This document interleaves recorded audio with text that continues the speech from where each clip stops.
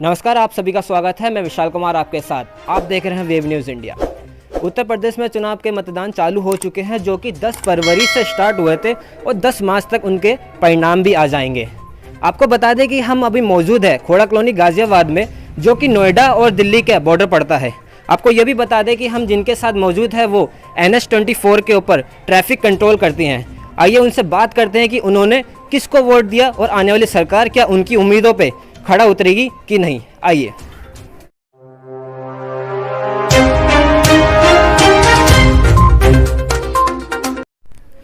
नमस्ते मैम। नमस्कार। आपका नाम? मेरा नाम समाज सेविका डोरिस फ्रांसिस है। अच्छा मैम, आपने वोट दिया इस बार? हाँ जी, बिल्कुल दिया है। अच्छा, आप ये बताएंगे कि आपने किन को वोट दिया? मैंने अमरपाल शर्मा जी को वोट दिया है, जो समाजवादी पार्टी से हैं। अच्छा, अमरपाल शर्मा जो आने वाली सरकार होगी, क्या आपकी उम्मीदों पे खड़ा उतरेगी वो? हाँ जी, बिल्कुल उतरेगी। पहले भी उतरी है और अब भी उतरेगी। मैम, ये तो अमरपाल शर्मा जी की बात रही। अगर हमने काफ़ी लोगों से बात की थी कि इस बार कौन सी सरकार आएगी, तो उन्होंने बोला था कि बीजेपी आएगी। तो आप कहीं ना कहीं बीजेपी को क्यों नहीं वोट दिया, आप हमें बता सकते हैं? आपको मैं बता दूं, मैं ऐसी बात नहीं है कि मैं बीजेपी वालों से नफरत करती हूँ।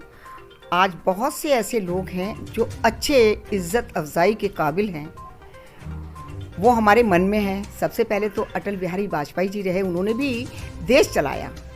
आंटी जी, अभी आप बीजेपी की जो भी तारीफ़ कर रही हैं और आप अभी यूपी में भी रह रही हैं, और आपने अभी बोला कि हमने अभी अमरपाल शर्मा जी को वोट दिया, तो आप एक तरफ तो उनकी तारीफ़ कर रही हैं और एक तरफ आपने वोट नहीं दिया, तो इतनी कड़वाहट क्यों ऐसा? बीजेपी में कुछ चंद लोग हैं जिन्होंने ये कड़वाहट घोलने का काम किया है, और अगर ऐसे ही लोग बीजेपी में रहेंगे तो शायद आने वाले वक्त में मैं ही एकलौती नहीं होंगी, 1 करोड़ लोग बनेंगे कि जो बीजेपी को बिल्कुल लाइक नहीं करेंगे। क्योंकि अगर हमारे ही बच्चे बीजेपी वाले जेल भेज दें बिना कसूर के, और हमारे ही विरोध में लोगों को लाके खड़ा करें, हम जैसी औरतों को, जो मैं एक समाज में पूजने वाली औरत, मेरे कपड़े फड़वाने के लिए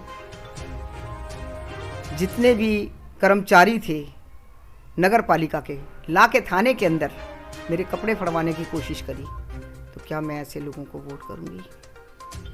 अच्छा, कहीं ना कहीं ये राजनीतिक चक्रव्यूह हो सकता है? बिल्कुल था।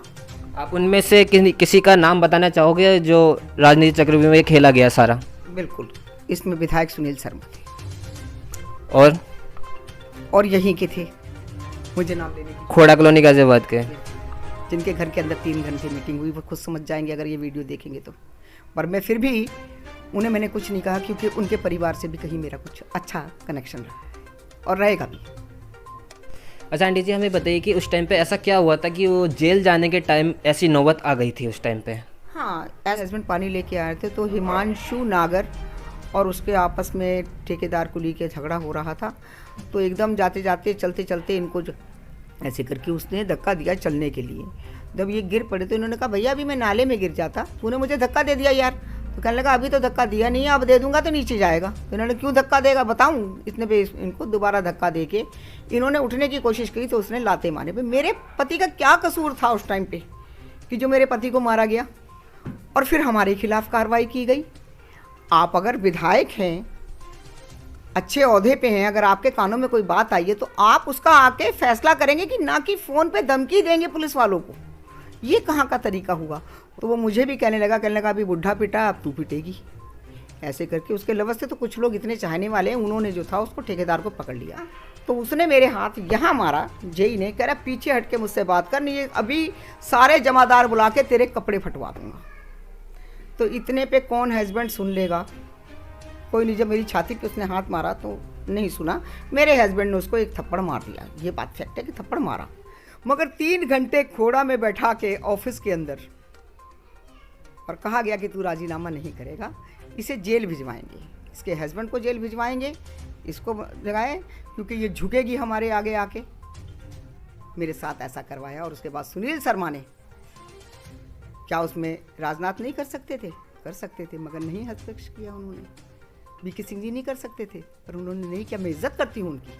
तुमने तो शायद खोड़ा में भी चंद लोगों से इज्जत पाई होगी, और मैंने तो विदेश में भी जाके इज्जत पाई है।